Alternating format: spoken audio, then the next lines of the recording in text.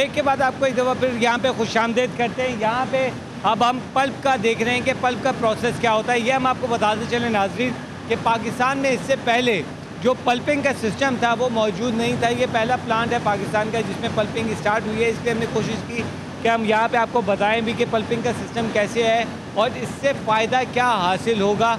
जैसे कि वही साहब पहले से ही बता रहे थे कि हम हमेशा जब वो काम शुरू करते हैं तो दीगर लोग से इतने आगे जा चुके होते हैं कि हमें फिर उनको कम्पीट करना बहुत ज़्यादा मुश्किल हो जाता है।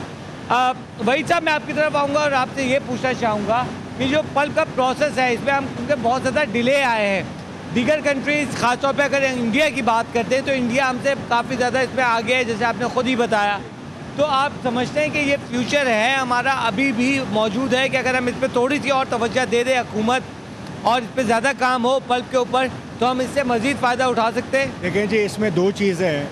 गवर्नमेंट ने तो सपोर्ट करनी है, मगर जब तक हमारी प्रोडक्शन नहीं इंक्रीज़ होएगी तो हमारे रॉ मटेरियल की कॉस्ट इंक्रीज़ हो जाएगी। अगर रॉ मटेरियल की कॉस्ट इंक्रीज़ होएगी तो आप इंटरनेशनली इंडिया को कम्पीट नहीं कर सकेंगे। इसलिए कि इंडिया में हमारे यहाँ तो एक इशू तो नहीं है, बिजली का यहाँ इशू है, गैस का यहाँ इशू है, तो हमारी ऑलरेडी कॉस्ट काफ़ी इंक्रीज़ हो जाती है। तो इसी वजह से मैं कहूँगा फ्यूचर बिल्कुल है हमारा, मगर ये जो मसले मसाइल है अगर हमारी प्रोडक्शन इंक्रीज़ होती है इसके अलावा सब होती है तो मैं कहता हूँ वैल्यू एडिड हर मुल्क का में जो है फ्रूट के ऊपर वो की जाती है। उससे क्या है कि आपका फॉरेन एक्सचेंज आप गेन कर सकते हैं। ख़ासकर ये जो मैंगो पल्प है वो जूस इंडस्ट्री के लिए यूज़ होता है और वर्ल्ड के अंदर आपको पता है कितना बड़ी जूस की इंडस्ट्री, ख़ासकर आज पाकिस्तान की मैं बात करूँगा, पर ईयर 15% इंक्रीज़ हो रही है जूस इंडस्ट्री पाकिस्तान के अंदर। हमारे मुल्क के अंदर इसका बहुत बड़ा स्कोप है, तो इंटरनेशनली भी स्कोप है इसका। अच्छा, ज़रा मैं चाहूँगा ज़रा हमारे कैमरामैन दिखा भी रहे पल्प का प्रोसेस, ज़रा पल्प के प्रोसेस के बारे में भी थोड़ा सा बता देंगे पल्प का प्रोसेस ये क्या है? देखें जी, हम आगे से हम रिसीव कर रहे हैं, फिर वो वॉशिंग हो रहा है, फिर सॉर्टिंग हो रहा है, फिर ये डीस्टोनर में जाता है। डीस्टोनर का मतलब एक है उसका छिलका और उसको गुठली को अलग करता है। उसके बाद जाता है सुपर क्रीमर में। क्रीमर में क्या होता है, जो हमारी छिलका आ जाता है उसको वो रिमूव करता है। उसके बाद ये थर्मो ब्रेक में जाता है जहाँ पे ये 80 सेंटीग्रेड पे जाके ये हॉट होता है। उसके बाद ये आगे चले जाता है मिक्सिंग टैंक में। उसके बाद ये स्टरलाइज होता है 101 टेम्परेचर में। उसके बाद 101 से वो 25 टेम्परेचर पे आता है। उसके बाद हम सेप्टिकली इसको फिल कर लेते हैं ड्रमों के अंदर और उसके बाद हम इसको कोल्ड स्टोरेज में रख लेते हैं। उसके बाद हम एक्सपोर्ट या लोकल कर देते हैं। अच्छा, यहाँ पे लोकल मेरे ख्याल में डिमांड भी अब हम देख रहे हैं कि यहाँ पे अगर पल्प के जितने भी जूसेस हैं, जैसे कि हम देख रहे हैं कि ऑरेंज हो गया, दीगर जितने भी हमारे जो फ्रूट्स हैं उनके जूसेस की जो मांग है उसमें बहुत ज़्यादा इजाफा हो रहा है। तो अगर इस इंडस्ट्री को थोड़ा सा तवज्जो दी जाए तो मेरे ख्याल में अभी तो हम इस काबिल भी नहीं है कि हमारी जो अपने लोकल कंपनीज़ हैं हम उन्हीं को पूरा कर दें। देखें, पाकिस्तान के अंदर जो state of the art plant है वो 3 से 4 ही हैं। उसके अलावा जो हमारे यहाँ जो जुगाड़ी सिस्टम बोलेंगे, हमें सिर्फ गवर्नमेंट को ये भी करना चाहिए कि जहाँ पे मैंगो पल्प की रिक्वायरमेंट हो रही है, जहाँ पे पल्पिंग हो रहा है, वो एक इंटरनेशनल स्टैंडर्ड पे होना चाहिए एटलीस्ट। इसलिए क्या जो हमारा लोकल जो जूस बन रहा है जहाँ पे वो पल्प बना रहे हैं वो एक अच्छा नहीं बना रहे, इसलिए कि उसमें प्रिजर्वेटिव डालते हैं और प्रिजर्वेटिव इस लाइक का स्लो पॉइजन है वो, क्योंकि वो हम लोग लिमिट से ज़्यादा जो हमारे प्रोसेसर है वो उसको डालते हैं। तो अगर हम अच्छी टेक्नोलॉजी में जाएंगे उसमें दो चीज़ें हैं कि अगर हम सेप्टिक पैकेजिंग में जाएंगे तो उसमें ये है कि हम उसकी शेल्फ लाइफ को 2 साल तक ले जा सकते हैं। अगर हम प्रिजर्वेटिव में जाते हैं तो वह 1 साल तक है। तो इसमें हमें ये फ़ायदा कि कभी पाकिस्तान में ये एक नेचुरली फॉर्मेना है कि 1 साल जो बम्पर है नॉर्मल होती है, 1 साल बम्पर होती है, 1 साल बिल्कुल ही कम होती है। तो जब हमारे पास बम्पर हो तो हम उसका फ़ायदा उठाएं और उसमें हम मैंगो पल्प ज़्यादा से ज़्यादा बनाएं, क्योंकि हमारी कॉस्ट उसमें कम है। अच्छा, यहाँ पे असलम साहब मैं आपकी तरफ दोबारा आऊँगा और मैं आपसे ये पूछना चाहूँगा कि रिसर्च एंड डेवलपमेंट के ऊपर इस वक्त कौन सी एक अहम चीज़ है कि सबसे पहले उसके ऊपर काम होना चाहिए, रिसर्च एंड डेवलपमेंट की अगर हम बात करें? देखिए, हमारे पास सबसे बड़ा इशू है पानी का। मेरा ख्याल में असलम साहब ज़रा कॉलर्स ने हमें ज्वाइन कर लिए, तो कॉलर्स को हम ले लेते हैं। जी, कौन कॉलर इस वक्त हमारे साथ लाइन पर है? जी, अस्सलाम वालेकुम, शकील न्याज बात कर रहा हूँ कि मुल्तान से। जी जनाब, क्या कहेंगे? जी, मैं एक ग्रोअर हूँ, तो मेरी बुनियादी तौर पर 3-4 सवाल हैं कि एक तो हमें ऐसा फोरम कुछ अवेलेबल नहीं होता जिससे डायरेक्ट हम इन लोगों से कुछ कांटेक्ट कर सकें।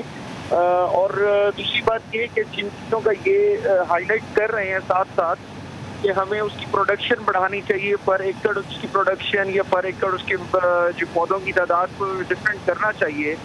तो मैं उस पर वक्तन फवक्तन अपने बात को बढ़ाता भी रहता हूँ। मुझे कोई ऐसा या इनसे फोरम चाहिए या मुझे वो तमाम तरीके ऐसे चाहिए जिनसे मुझे इल्म हो सके। ठीक है, मेरा ख्याल में आपका पहला सवाल आ गया। आप लाइन पे ही रहिए हमारे साथ।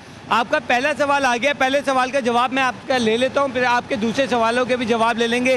जी, आपने असलम साहब पहला सवाल सुना, आप क्या कहेंगे इनको? मुझे सही इसका वो नहीं है, अगर आपने सुना तो मुझे बता दें। मेरा ख्याल में आप दोबारा से ज़रा अपना सवाल दोहरा देंगे। पहला सवाल जी, मैं सवाल मेरा ये था कि हमारे पास जो इनके फोरम मौजूद हैं, हमारे पास उनके डायरेक्ट कॉन्टेक्ट नहीं होते। जहाँ तक हमें अच्छा, डायरेक्ट कांटेक्ट कैसे करें? सबसे बड़ा मसला यहाँ पे होता है कि जनाब वो जो ग्रोअर है वो डायरेक्ट कांटेक्ट नहीं कर पा सकता कि उसको एग्जैक्ट पता चले बंदा के कौन सा बंदा है जिसको उसको रब्ता करना चाहिए, जिसके वजह से नुकसान उठाता है। हमारी जो association all Pakistan food exporters importers vegetable and merchant association है, उसकी वेबसाइट भी है, TDAP के थ्रू भी मालूमात ले सकते हैं और बहुत वेल नोन एसोसिएशन है। एसोसिएशन के नंबर्स भी हैं, आप चाहें तो हमसे ले लें। आप कभी भी हमसे कांटेक्ट करें, हम आपको गाइड करेंगे कि दुनिया क्या मांगती है और आजकल क्या नई टेक्नोलॉजी है, हाइब्रिड सीड्स आएँ, उसमें काम किया जाए।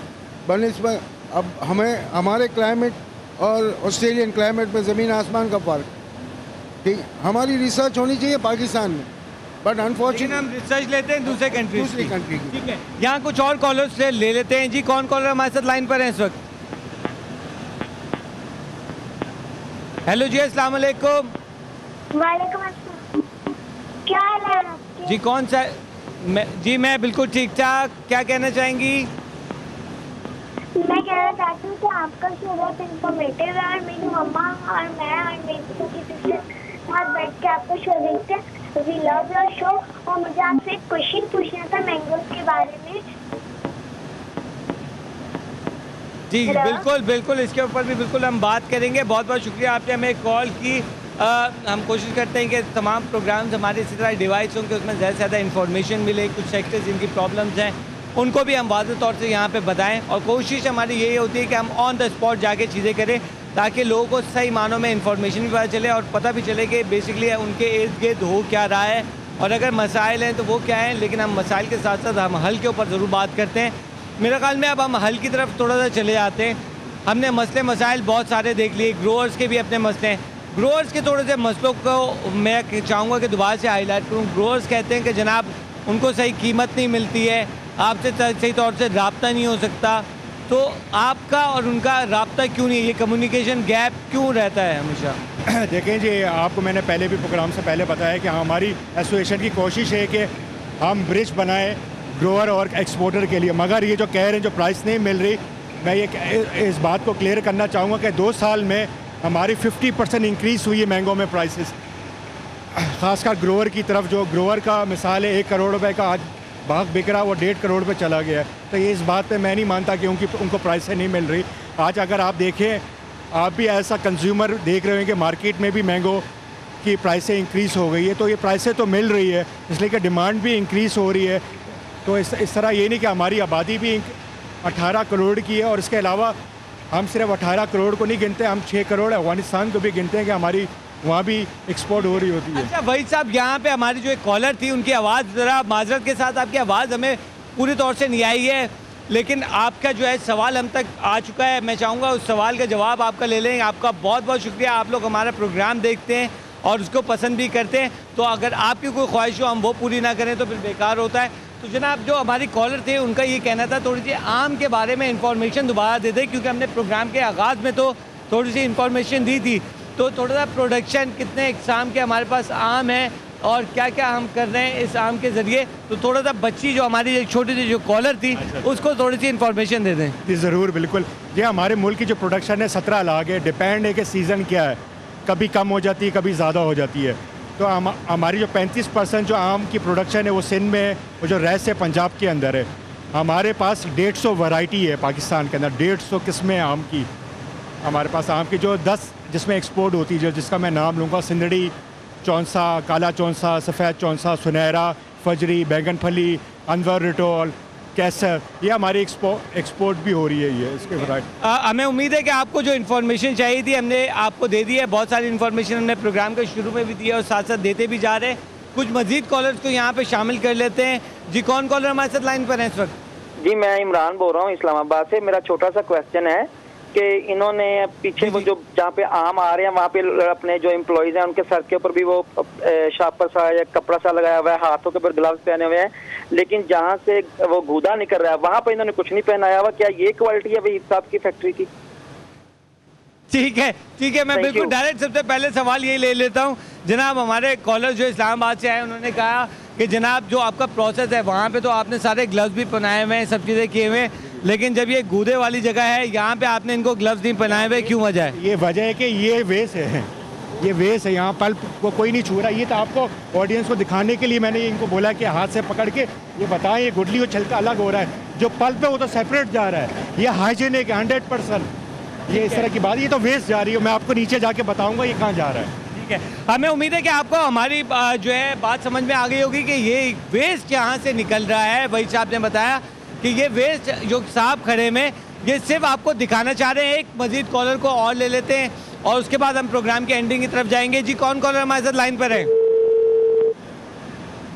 मेरे ख्याल में लाइन ड्रॉप हो गई, दूसरे कॉलर की तरफ चलते हैं। जी, कौन कॉलर हमारे साथ लाइन पर है इस वक्त? जी, अस्सलाम वालेकुम जी। मैंने कुछ देर पहले भी कॉल करके इनसे आप सवाल अगर मेरा उन तक पहुंचा दें, मैंने रिक्वेस्ट की थी कि इनके जो फोरम के ये टेलीफोन नंबर जो उनकी जो वेबसाइट्स हैं वो आप अपनी स्क्रीन के नीचे जो टैब चला रहे हैं इसमें अगर मेंशन कर दें तो वो ज्यादा बेहतर तरीके से हम नोट कर सकेंगे। बिल्कुल जनाब, आपसे लोग कांटेक्ट करना चाह रहे हैं, बात करना चाह रहे हैं, अपनी वेबसाइट तो जरा बता दें कि क्या है आपकी वेबसाइट है www.iacfruit.com और टेलीफोन नंबर है 02111666422। एक दफ़ा मेरे ख्याल में टेलीफोन नंबर दोबारा दोहरा देते हैं। 02111666422। ठीक है, मेरे ख्याल में अब हम थोड़ा सा क्लोजिंग की तरफ हमें जाना पड़ेगा। आप तमाम दोनों मेहमानों का बहुत बहुत शुक्रिया, आपने हमें यहाँ पर ज्वाइन किया। हमने कोशिश की कि आपको शुरू से लेके आखिर तक क्या प्रोसेस होता है वो हम आपको बताएं और हमें उम्मीद है कि आपने तमाम प्रोसेस भी देखा होगा और आपको समझ में भी आया होगा। इस वक्त हो गया है आपसे इजाज़त लेने का। कल के रोज़ जब दोबारा आएंगे तो एक नए टॉपिक के साथ आएंगे और आपको बताएंगे कि इस वक्त आपके इर्द गिर्द क्या हो रहा है और कौन सी चीज़ें ऐसी हैं जो आपके पहले सौदे पे असरअंदाज होती हैं।